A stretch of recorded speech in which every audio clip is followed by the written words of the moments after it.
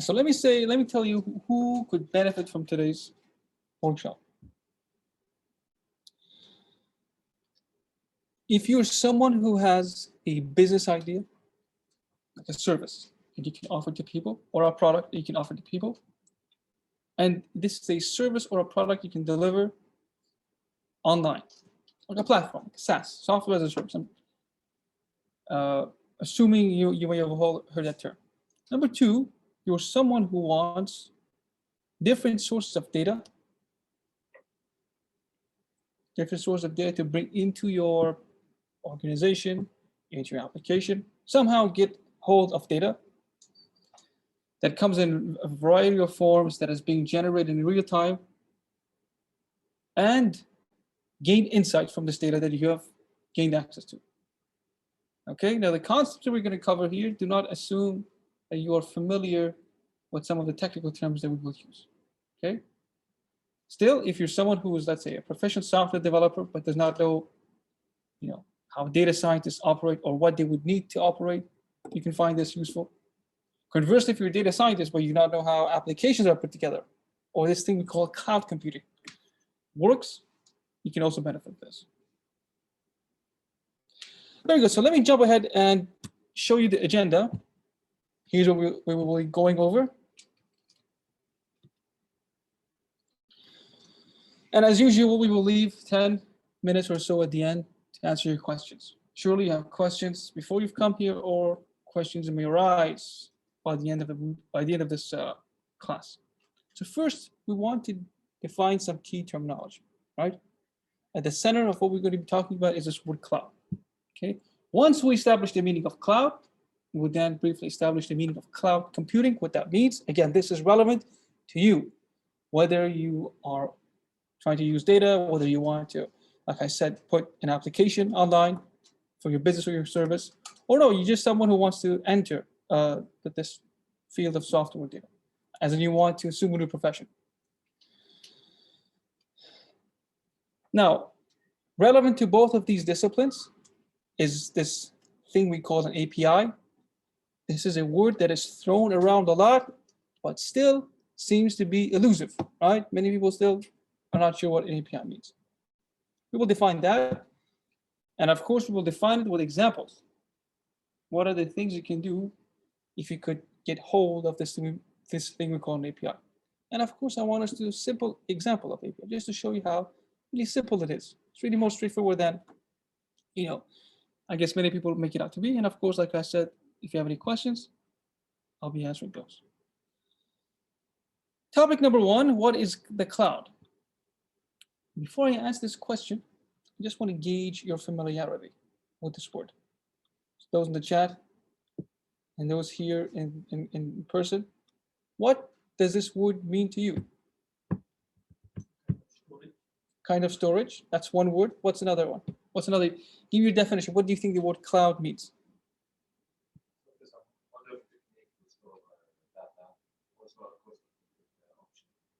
So storage, technique, those are the two words. Another person's computer. Another person's computer, okay. We said storage, technique, computer.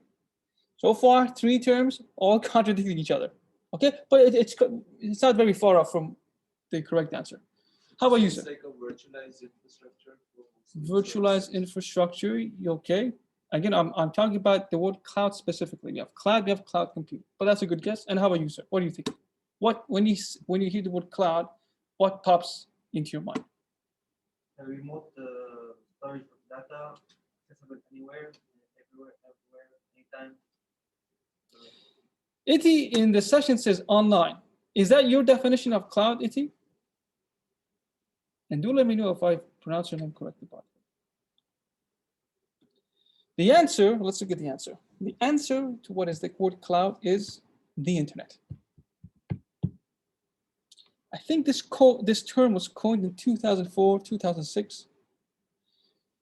Definitely the former CEO of Google, Eric Schmidt, had used this term very early on. And they asked him, what does this thing mean? He just said, it's the internet, just a marketing gimmick. We wanted to make it sound, futuristic, impressive, So we just call it cloud. Cloud, internet, same thing. Okay? Now the next question. If the cloud just means internet, what is cloud computing? I forgot to put in the word computing, but what is cloud computing?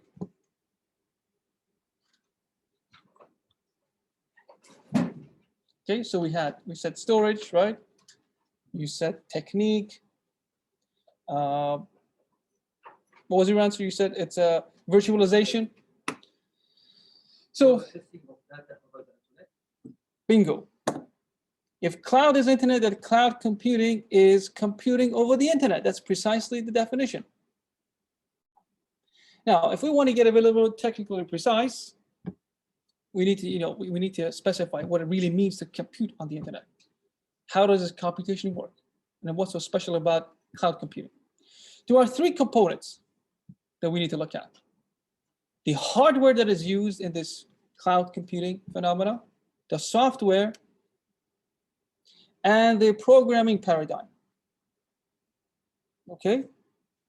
The hardware and the software we use in cloud computing, if you think about AWS, Azure, IBM, Red Hat, all of these big cloud vendors, the hardware and the software that they use is not, it's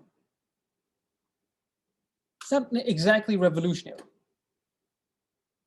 Okay, the techniques they have been using has been around for a while. In fact, it goes back to the 50s. Okay, anyone heard of the word supercomputer? Right, you've heard of a supercomputer. What comes to your mind? Like a machine that is super, especially fast, right?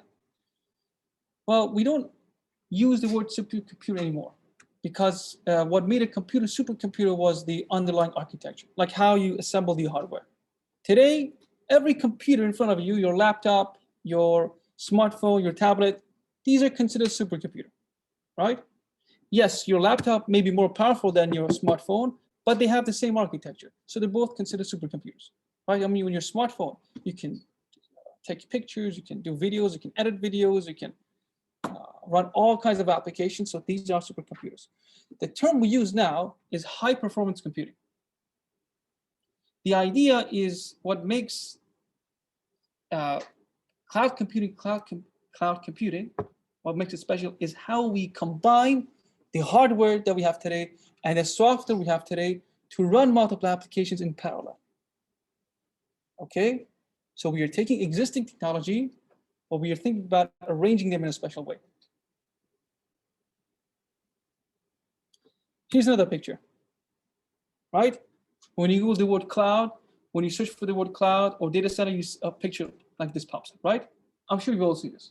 I think even in the third Matrix, the third Matrix movie, there was a scene where Neo was running and there's these computers. They look like fridges, don't they? These are computers. These are also supercomputers. There are three parts to these computers. This is one from Dell. Dell, which makes personal computers, if you do not know, they're especially, they specialize in producing these types of computers called converged infrastructure. They distribute these to AWS. So this is their specialization, right? They may not have the biggest share when it comes to personal laptops, but when it comes to cloud computing, they know their stuff. And there are three components that go into every single one of these stacks. These are the same components that your laptop has, that your smartphone has. It's just that they have more of it. They have processing chips, just more powerful, more cores, just faster, better. They have networking components, right? To be able to receive internet connections, in particular to be able to connect to other converged infrastructures in the data center. And storage, lots and lots and lots of storage, right? Your laptop comes nowhere near computer like this when it comes to storage. Again, these are just like the computers you have, except they don't have a monitor, they don't have a touchpad, trackpad, keyboard, because it's not meant to be interfaced directly. Why is a computer like this used? A computer like this is used to be put into a housing unit, we call a data center. And these computers, they can be put into a cluster and they can accommodate hundreds and thousands and millions of customers. Okay, if you go to an AWS data center, by the way, this cluster of computers can be hosting applications for all kinds of companies. Financial companies, healthcare companies, SMEs, enterprise, you name it. They have applications running, they have application data running on these computers. Okay? Now, the reason I'm telling you this is because it's relevant for what we're going to be talking about next. We have to clarify what cloud computing means. Okay? Now, two key concepts before we go any further. The words host and the word client, the words host and client. I think you may be familiar with these two words, right? Host and client, what do they mean? Well, let me make it very simple. Remember, this is the data center we talked about, right? Which we said can host hundreds and thousands of customers. And they can allow millions and billions of customers to make requests directly to this computer. For example, when you go to Amazon and you're searching for a product, Amazon, the e-commerce store, right? Or when you go to do Bizzle, or if you go to, let's say, youtube.com, netflix.com, right? When you click on play for that button, or when you click on that product added to your cart, you're sending a request to that computer, or those computers that are hosting the YouTube platform, the Netflix platform, or the Amazon platform. Okay? But who is making the interaction? Your computer is, right? This laptop, this smartphone, this smartwatch, any computer on which that has access to the internet and is making requests to this data center, we call that the client. So this is a client, this is a client, and this is a client. These are the clients. Okay? The clients are the devices that are making HTTP requests. Okay, all of this exchange. So when you type in www.youtube.com, okay, what do you see when you hit enter in the URL? The YouTube website comes to you. So you use, not you directly, but your device, makes an HTTP request to the host, which in this case is which website? The YouTube website. And the YouTube website in turn starts giving you HTML content. Then when you hit the play button, it starts to give you the video content, right? So the way with which you exchange or you have this correspondence is HTTP. All right, are we all clear about this? That's all there is to it. This is relevant for the definition of API, which I say is a word that is abused. And you'll see why it's abused when I ask everybody the next question. What is an API? So like before, I want everyone to give me the definition. 1 or 2, 3 words max. What is the word? What do you think the word API means? What comes to your mind? An address? Okay, an address, what do you think? No idea? How about you? It's like a handshake contract between two programs. Handshake contract between two Kind programs. of like agreement. Agreement. Okay, so agreement, and you say what? Address, agreement. So far, two contradicting terms. How about you, sir? What do you think API means? I have no idea, but the application platform over the internet. Application platform over the internet. Okay, so platform. How about you? No idea? Any other guesses? You can just make wild guesses, right? Anything that connects between two applications? What's that? It's like a connector between two applications. Connector between two applications. Okay, right? How about you? What do you think API means? I can't really explain, but I think it's like you said, something related to the address where we're going. Something related to address. Integration. Some kind of integration. Mariam says interface. Now, API is an abbreviation for application programming interface, which doesn't really help us. It's such a vague application programming interface. What does that mean? Now, do you see what I mean when I say this word is abused? There's no consensus what this word really means. This is why this word is terribly abused. They think of something, they say something, but they really mean something else. So the answer to the word API is rules, communication rules for the host and the client. That's all that it really means. Let's say you have your application. You built a website on your own with HTML, CSS, maybe some PHP, JavaScript, okay? And you want to upload pictures to Google, right? You can pay a small fee to store your pictures on the cloud, right? Cloud computing, remember? But in order for you to provide or send your files over to the Google Cloud, you must, do what Google asks you. They have rules. For example, if you want to host files on Google Cloud, you need to create an account. Obviously, before you can even use any of their many, many services, you have to give them a credit card, right? They won't give it to you for free. If you exceed your threshold, they will charge you. So you need to set up billing. When you set up your billing, you'll be given what we call a token. That token is like an ID. Every time you make an HTTP request to the YouTube server or the Google server, for example, Google will look at the token and go, I know who this customer is. They're using this service or they're using that service. Twitter, for example. There was a time where we could use Twitter to gain access to, I think, 1 or 2% of all of the tweets they have. Eventually, they deprecated. They changed the rules. Do you know which social media company really changed their rules? What's a social media company that has been in the news a lot lately? Facebook.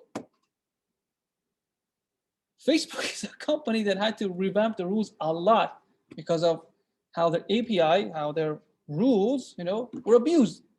I remember, I used to build applications for our client.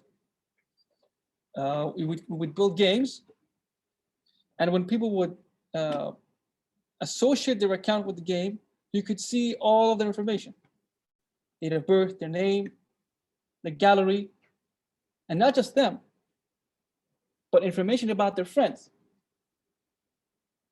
So even if you are very safe with your account, with your social media accounts, just because you have a friend who's a bit careless or they just don't know what they're doing, your information is now exposed. And there was a big event, and they said, you know what, we're going to completely change. That URL that you use for making HTTP requests is no longer valid. We have a new API documentation. If you want to interact with their Facebook host or their Facebook application, these are the rules you must follow. Okay? Now that we've clarified this word API, okay, and we no longer will abuse it, hopefully, let's look at some examples of API-based services, right?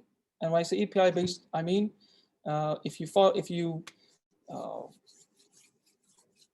make the right kind of request, you can get these services available to you. And here's a list. Again, the list is very extensive, and this is by no means an exhaustive list. Let me put it to you another way.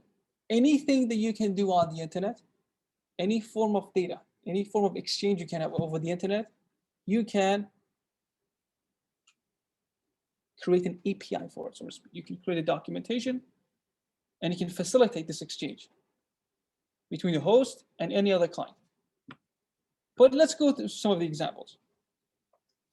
Let's say that you have a company, or you want to build a company, and you have a startup idea, you have a software, and your application collects analytics from Google. I'm sure like page impressions, bounce rate, the traffic from different countries.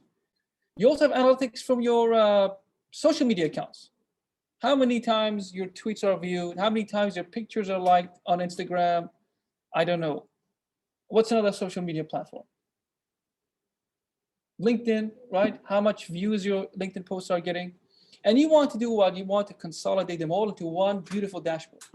And your customers can say, hey, you can tell your customers, pay us out, we can get a subscription in our application, and you can have all of this information for your company from all different social media apps or website in one place.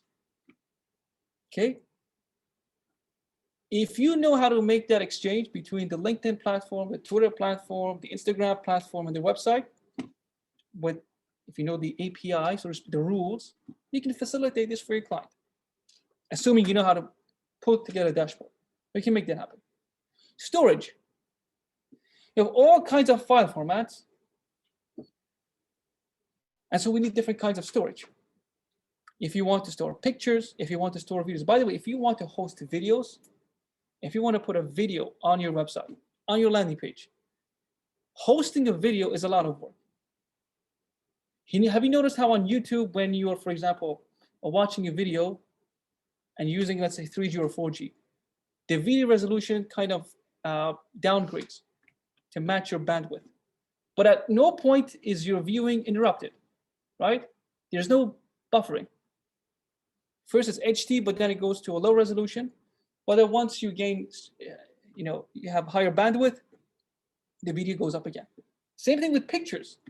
You may notice when you're Twitter, when you're browsing through your tweets or your Instagram, for example, initially the pictures are low resolution, but if you click on it, you will get the high resolution picture. So hosting pictures, creating this experience for your customers for pictures and videos is not straightforward. There's a lot of work that goes into playing a simple video on the internet. And so there are services for that. There are services specialized for storing videos, pictures, relational databases, non-relational databases. There are storages for operating systems. If you're a software developer, you would understand the necessity of having kernels of the operating system on the internet. File conversion, right? Let's say you have a dashboard for accounting, for banking, for let's take accounting, for example, right? And your clients will send you different types of files, PDFs, XML, CSVs, TSVs, JSON files, but you want to convert them into one file type. So in your backend, you have uniform data types. There's an API, you can do that with an API. Upload the file to that host and get back the converted version in a split second. Forex, foreign exchange. Let's say on your website, you're selling a product, and you want to give your customers the ability to convert currency, to pay in their currency, but obviously the currency has to be in real time, right? Because currency obviously fluctuates. You can do that with an API. They will enter their amount. You will send that currency to a third party. They will convert it to you, give it back to you, and the customer can pay in the currency of that they choose, the currency of their choosing. So you don't need to compute this. You don't need to build the algorithm that in real time somehow connects with other banking institutions to come up with the currency or with the latest currency. You can do that with a simple request. Traffic data.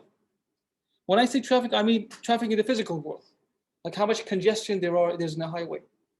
You remember that situation with the ship that blockaded everybody? What was that show? Evergreen? Evergreen, right? You can collect traffic data from airplanes, for the airspace, for shipping companies, for cars, for trucks, for people even. If you want to measure foot traffic, all of these types of data are available with APIs. If anyone has heard of geographic information systems or a platform called ArcGIS, okay?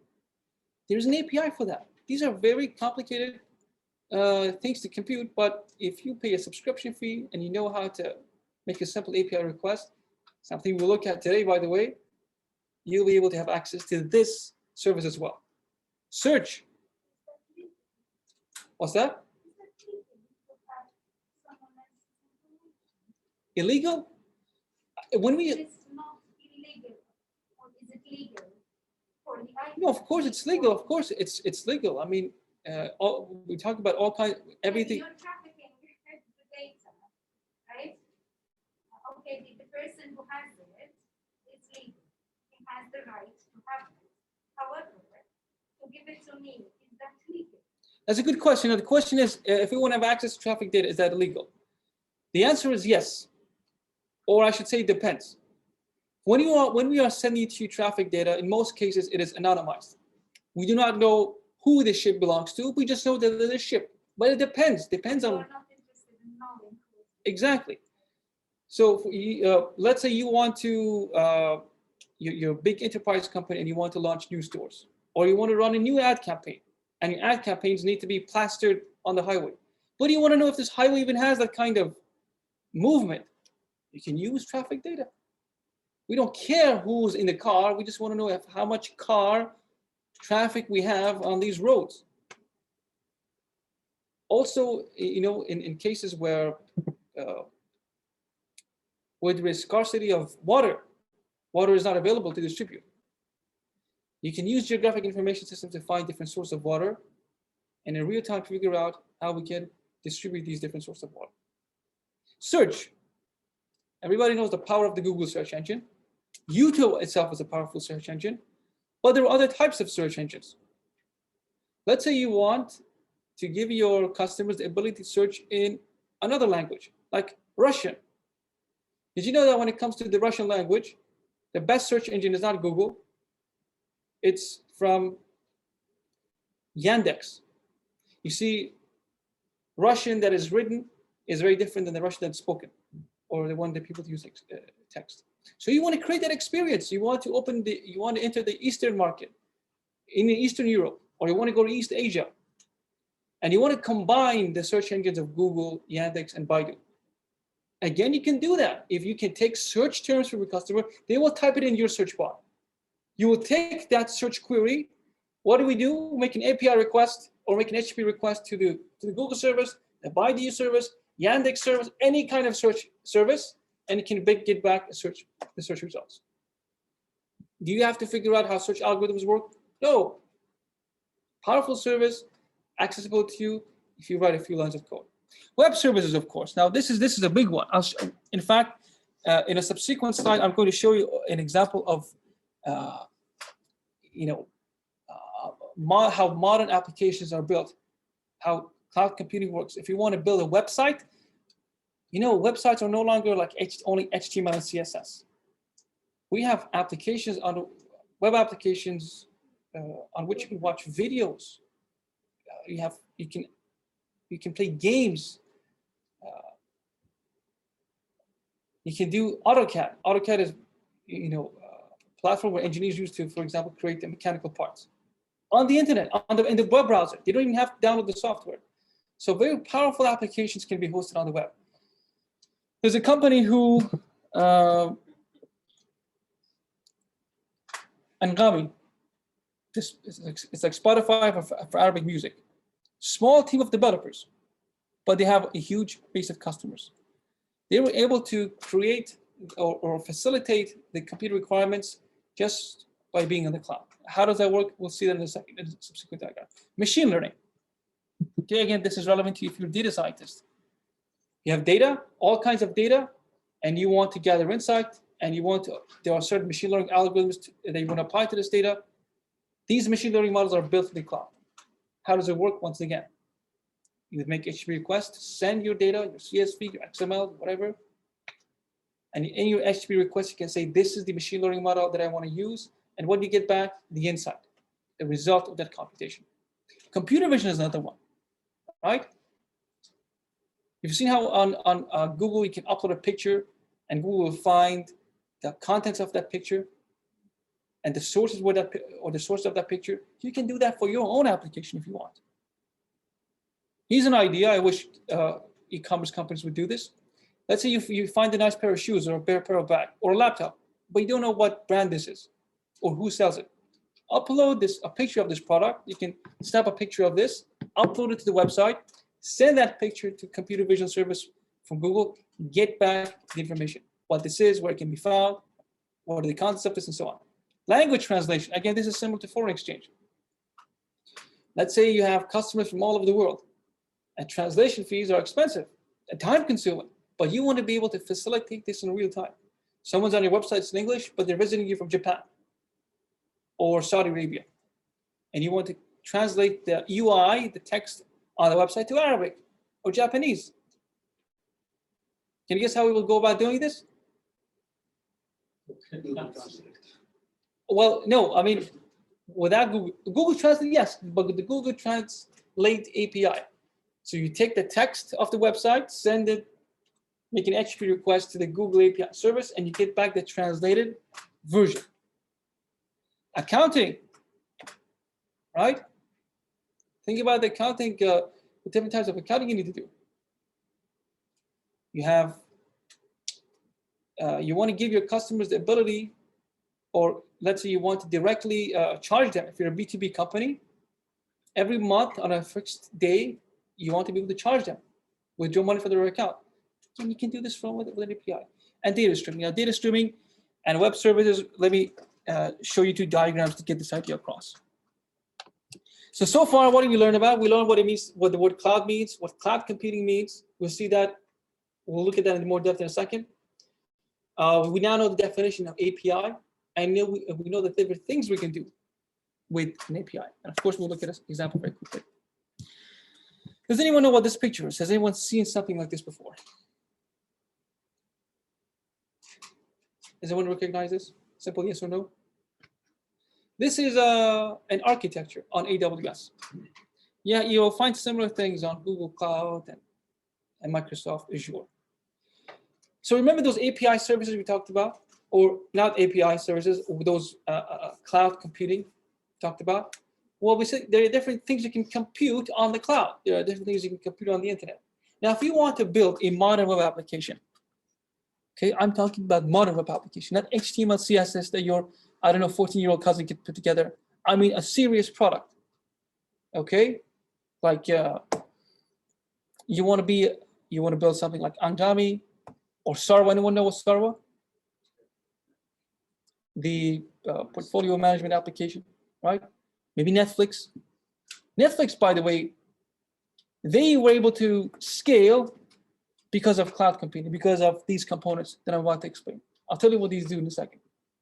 But if you're a single person, I don't mean your relationship status, I mean you're an individual, right? You have a business idea, it needs a lot of computation power, and you know one programming language. If you attended our previous episode, remember that circle of, I talked about the top programming language. If you haven't, you can go back to the first episode and watch it. Let's say you know a programming language, you spent 2 months, 3 months learning a programming language. And now you want to turn your business idea into an application, a full-blown application, like a serious one, where people see it on the App Store, or they see it on a website and go, this is legit, and they will be paying customers. But if you want to build something like that, you need all kinds of what's the word I'm looking for? Components. Let me show you let me take you through some of these components, and I'll explain the roles of these components, and you will start to see the complexities of modern applications. It begins here with the Amazon ECS service. You know, when you have an application, whether it's a mobile application, it's a web application, that application needs to run on an operating system. Okay? Remember the different types of programming language we talked about, C++, C#, PHP, Ruby, right? In order for the application to run, it needs to live in an operating system. So what you can do is, through AWS, you can choose the appropriate operating system for your application. Furthermore, you can choose how much computer specifications or how much computation power you want to give this application. How much RAM, how much CPU, how much storage. If you have an application with lots of customers and they want to upload videos and pictures, you need plenty of storage, right? The kind of storage, the kind of speed they would find in a converged infrastructure. Remember that server stack? So your application is going to live in here. Do you remember how I said that pictures and videos are not simple to host? I give you the example of the YouTube video player or the user experience on Instagram, on Twitter. You see how when you are scrolling through the feed, it seems to be infinite. It just keeps on going. You can keep on scrolling forever. That is not simple to do. You're asking for a lot of data every time you swipe. So how do they make it instantaneous? Using something we call cloud delivery networks. That is what Amazon CloudFront is for. You know how CDNs work? Let's say you upload a video, 4K, 1 hour video to YouTube. But our friend here is watching it from, let's say, China. He's watching it from Brazil. You're watching it from Kuwait. I'm watching it from Dubai. You're watching it from Germany. None of us experience any lag. Now, when he uploaded the video to the YouTube server is where? Where is the data center? Let's say it's somewhere in the United States. But are any of us in the United States? No. We're all in different geographic locations. Do you know how CDNs work? Have you heard that AWS is going to open 4 data centers in the UAE? Anyone heard of that news? Do you know what that means? Here's how it works. Companies like Google, AWS, Azure, they don't have one data center. They have many data centers in different parts of the world. Why in different parts of the world? Because if you're in Kuwait and you want to watch that video, you're not going to be making HTTP requests to the United States. No. You're going to be making an HTTP request to the Kuwait data center. You see, every single data center is going to have a copy of that same video. If he wants to watch the video, he's not going to be talking to the data center in the United States. He's going to be talking to the data center in China. He'll be talking to the data center in Japan. He'll be talking to the data center in Germany. Efficiency, like just because he's going to use a different server that's closer. Right.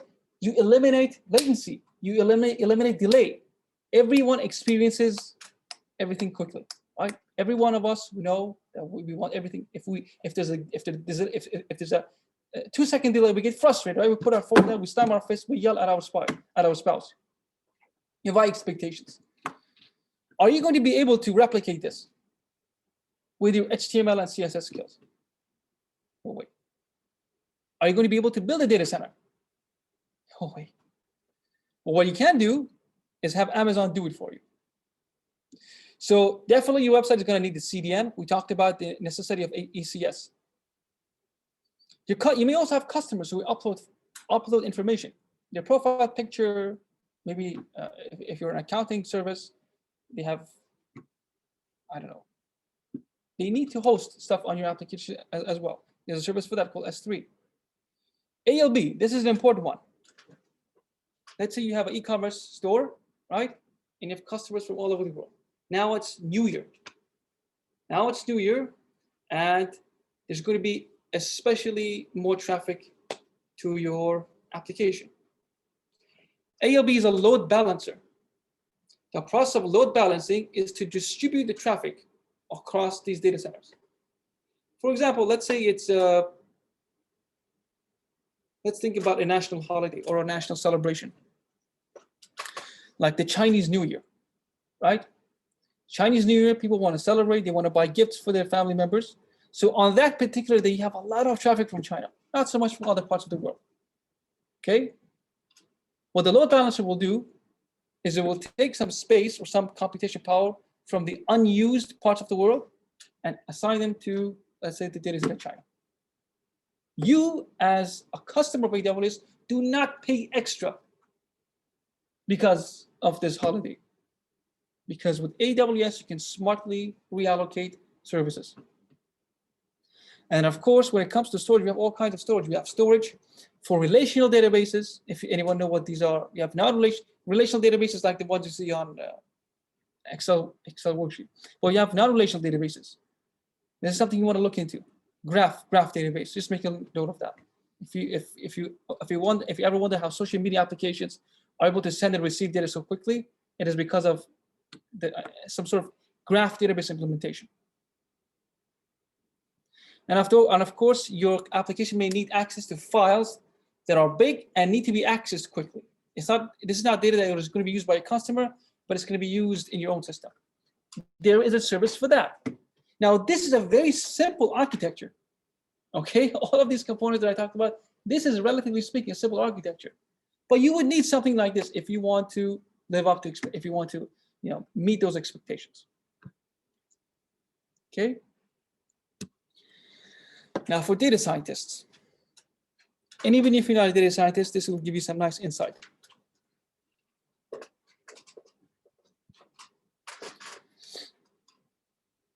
If you're a data scientist, you want to have access to real-time data so you can gather intelligence, like shipping company. There's a company called Kepler. So there's a small company, but they're very well known, and they have a highly valued service. What they do is they give intelligence about shipping companies. In fact, when that big ship caused traffic, they were the first company they reached out to, because these people are able to, they've built a system like this, and they're able to monitor ship activity all across the world and produce a nice, simple dashboard where you can visualize this activity. If you want to put together something of that sort, here's a sample architecture that can make it happen. So let's say you have these vehicles. You have passenger cars, buses, trucks. And these cars can send data to the internet, right? IoT devices. It doesn't have to be vehicles, it can be smartwatches. Let's say you want to gather analytics for your smartwatch customers. You want to see how much they use it or how much they struggle with those devices. There's a service from a suite called Apache Spark. There's a service called Kafka, which it's a queuing, it's an event service, but basically what it does is these two together will collect information from all of these vehicles all over the world. And then you can put them into a database. This is a Cassandra, it's just the name of a database vendor. Okay, so with this system, you're able to collect data from all kinds of sources. It can be cars, but it can be your Instagram account, your LinkedIn account, your Facebook account, your website, your competitor's website. Let's say you're making API requests, you're making 10 API requests, you're gathering data, you're doing web scraping, you're gathering data. So you have all kinds of data, and you want to bring them into one place. You can do that with Kafka and Apache Spark. Put them into a database, and then you know what these are? Chart.js, jQuery.js.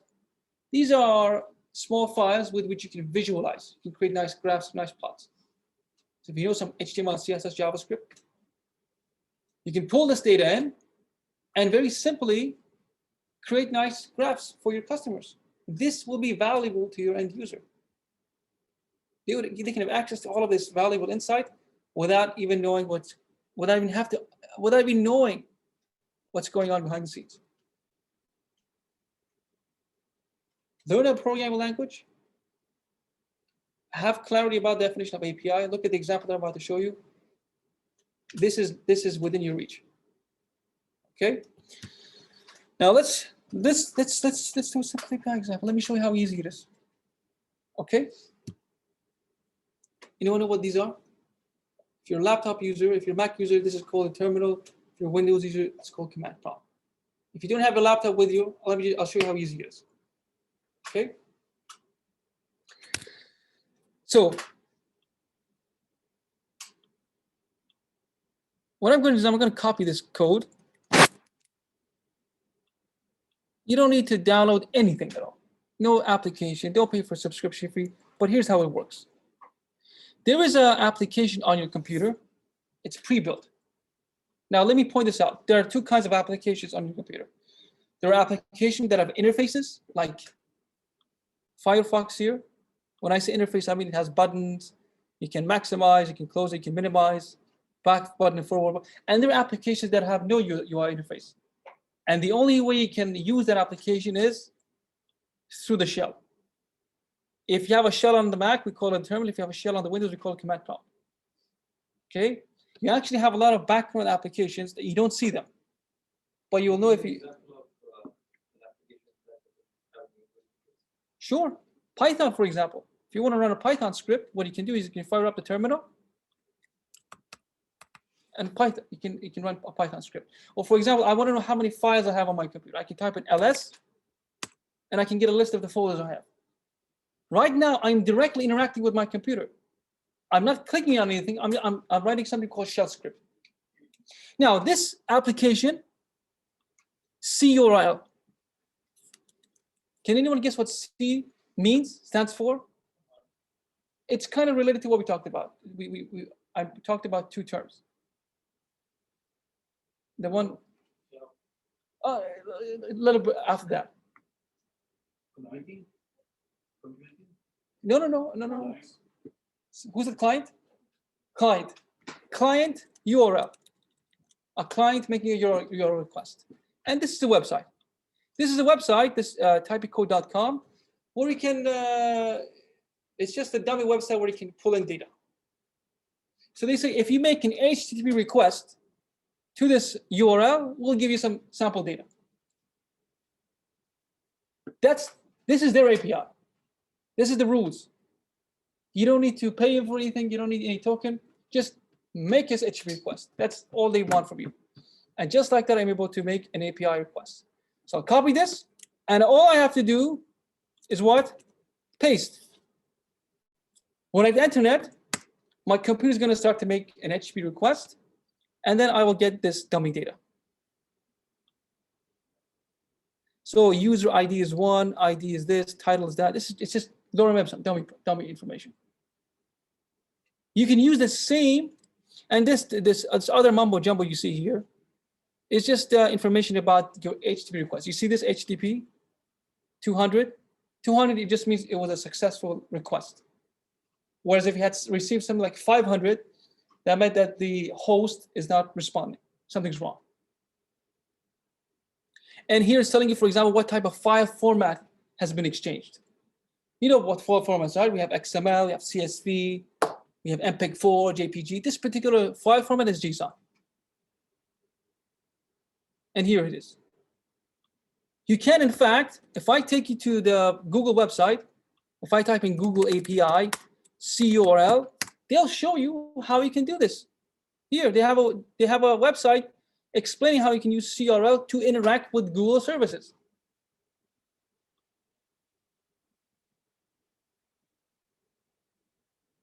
See that? Use this curl application, send your request to this URL, and just enter your email and your, let's say, your password, and tell us what you want. For example, you have a name of a building, and you want to know its coordinates, longitude, latitude. You can use this to find out the longitude, latitude. In fact, all of these services can be accessed using the curl application. How long did it take for me to show you an example of an API request? A couple of seconds. Learn. If you learn it, you just need to learn 1 or 2 programming languages, ideally JavaScript. And you can start making API requests, any of these, take the data, and somehow visualize it on your dashboard, website, what have you. Okay. Like I promised, I wanted to leave a 10-minute window to answer any questions you have, anything you want to know. So I'm open for questions. Yes. So I don't know if it's relevant to what you thought, but I've had this question for a while. There are a lot of these websites that give you this free, like what you saw that. Right. Yes. Thing. Now, on a lot of these websites, there is no ads or anything like that. Why would you do this for free? Can you give me an example? So again, for those in the like Zoom. Let's say like a paste bin. Paste it? Like a paste bin. Paste bin. I don't know that the website still exists. Okay. But you could just paste some text over there. It would create a link, and you can share the link with your friend or something, and right. They'd be able to access the text. So the question is, there are some websites out there that give you free service, right? For example, you can convert files, or there's Pastebin, like you mentioned. Even Google, you can spend up to $300 of their service for free. Well, why do they do that? Well, let's think about it. It's kind of like when you go to a supermarket and you always have this tiny booth in the middle of the supermarket and they give you samples of the food. And it's not for you Google, because they're trying to convert you into a. Well, it's the same thing for them. You may have noticed. You didn't mention they don't have advertisements. Yeah, no advertisements, nothing.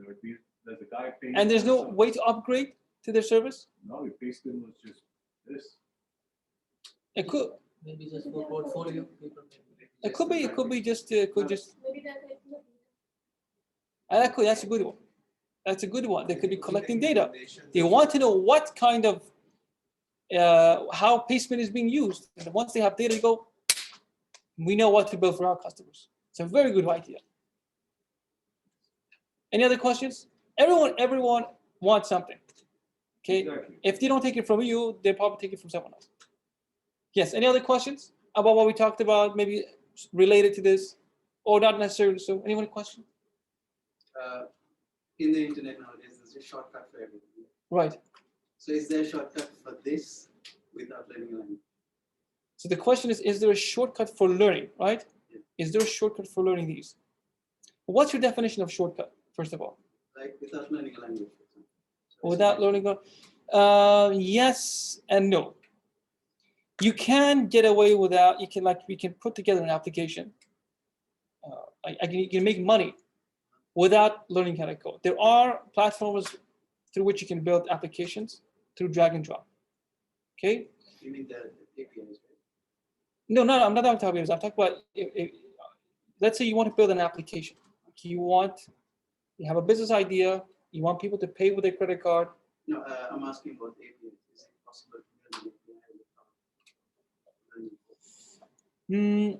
So again, remember the definition of the word API. Rules for two computers talk to each other.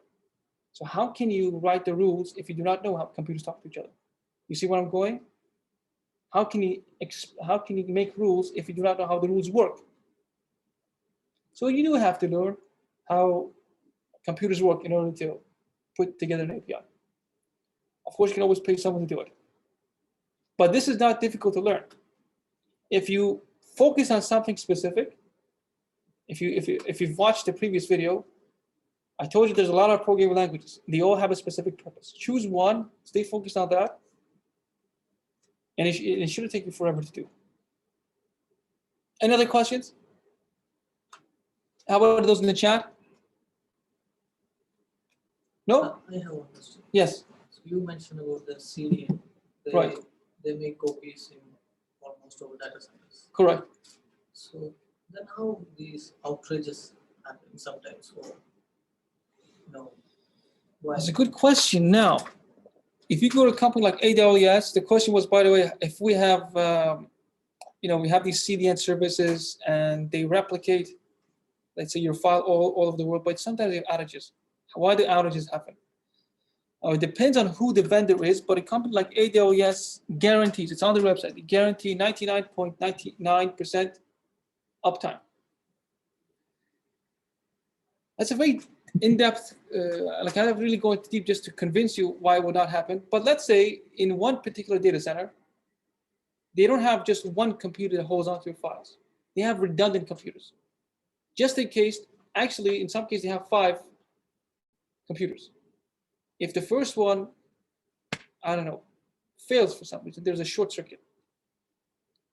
There's no second one to back it up. If something happens to the second one, immediately there's a third one to take it over. If something happens to the third one, by some unusual circumstance, there's a fourth one.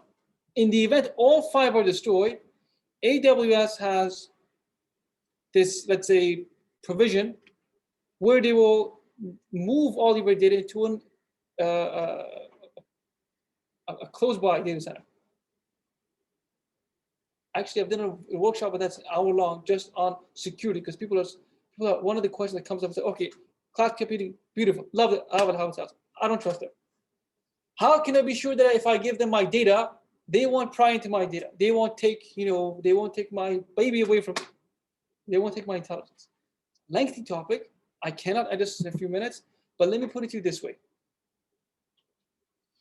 Companies or institutions with the most sensitive type of data leave the data with cloud. I'm talking about the what do you call the Department of Defense in the United States, intelligence agencies, banks, Goldman Sachs, JP Morgan, Philips Healthcare. Philips has a lot of information about patients. They leave their data with AWS. Is it because they trust AWS? Is it because they like how Jeff Bezos looks? No. AWS is subject to all kinds of auditing. Third-party companies that audit every single aspect of this web service must certify them. It's a lengthy process, but if these companies can trust them, they not trust, but they verify that the data is safe, your company or even if you're a startup, you can do it too. I would suggest you go to AWS, look at the certifications they have, and understand what it means to be certified by those organizations, and you will hopefully be convinced But again, the security measures are so extensive, I can't cover them in a couple of minutes. All right, so if you have no questions, let me give you some suggestions. If you want to get into data science or application development. If you want to get into data science, if you want to know, gather data and gain insights, the suggested programming language for you is Python. Okay, Python is the king in the world of data science and machine learning. If you want to get started with building applications, desktop applications, mobile applications, web applications, small applications, big applications, the programming language right now that is dominant is JavaScript. Both of these two languages have something in common. They're very simple to learn. They are very simple to learn. In our bootcamp, we have a data science bootcamp, data science and machine learning bootcamp, we have a coding bootcamp. In both of these bootcamps, we teach them the building blocks in a week. Meaning by the second week, they are building small programs. And every subsequent week, if they're in the data science bootcamp, they're able to do statistical analysis. If they're in the coding bootcamp, they're building projects. They're building an application, and this application gets progressively more and more sophisticated with every single week. My point here is that these two programming languages are easy to learn. You can learn it very easily. So do not be intimidated. If you've never written a line of code, do not be intimidated. But if you want to choose a language, choose either JavaScript or Python. And if you choose to learn one or the other, and you choose to change at one point, it will be very easy to switch because they're very similar. You have the question? Yeah. Yes. What's the best ETL tool you suggest to go with the Python? Say again? ETL. Best ETL for Python. ETL is like a collection of tools, right? Yeah, like I've been using Visio. Extract, transform. Visio Data Factory, that's what I'm using right now. But I think that it is not really. Right now, so if you want to do data science, right now, there is no technology that touches, not even comes close to Apache Spark. The whole ETL process. That's for big data. Yeah, but if you want to be a data scientist, you want big data. Talking about more of the statistic data. Statistics data, it can use pandas and NumPy. Pandas. But for ETL, like, how will I fetch the data directly from the server? Okay, so like I said, so Apache Spark is comprehensive. It's like everything is built in. If you're not that, then you have to kind of install those libraries independently in Python. Here's my suggestion for you. You can get started with Apache Spark without configuring or installing anything. There's a website called Databricks. Have you heard of it? No. You know how to program with notebooks, right? You know what a notebook is. You know what a notebook is, right? Jupyter Notebook. Yes, I'm working on it. Databricks is Jupyter Notebook on the cloud with Apache Spark built in. Now, we've reached the end, but start with that. Create an account. Since you know what a notebook is, you can get started. They will give you some sample code as well. So that's what I would point you to. But therefore, the answer is Apache Spark. At any rate, we've reached the end of episode 2, everybody. I hope you found this useful. Our next session, our third episode is next Monday. So I hope to see you there. But in the meantime, enjoy your evening, and I'll see you soon. Bye, everybody.